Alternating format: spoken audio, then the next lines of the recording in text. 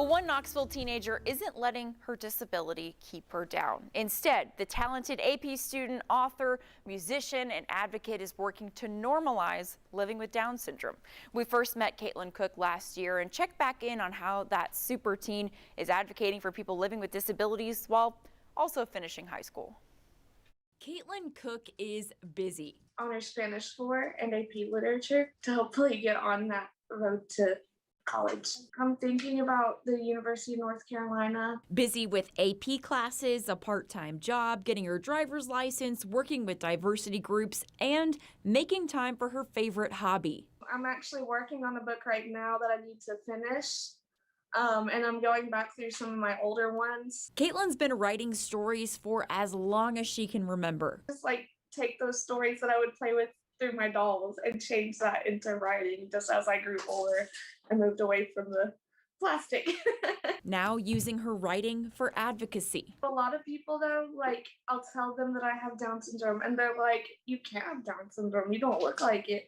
But that's because I have Mosaic Down syndrome. Mosaic Down syndrome is diagnosed when only some of a person's cells have an extra chromosome, not all of them. A lot of times I feel certain ways that a lot of people don't, I guess, or don't get. And then I'm not coordinated, really.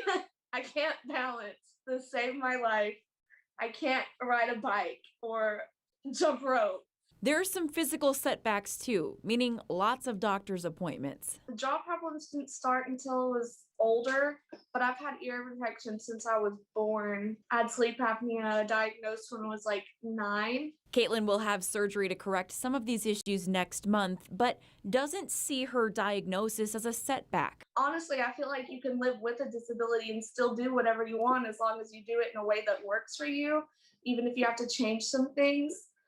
It's challenging, but it's all right to acknowledge that you have a disability and are still living. And she's using her writing to let others see her positive views. I'm trying to set an example for other teenagers to raise awareness for not only Mosaic Down syndrome, but for anything that can potentially make somebody's life more difficult. For anyone out there looking for some inspiration, here's Katelyn's advice. Don't look at what everyone else is doing.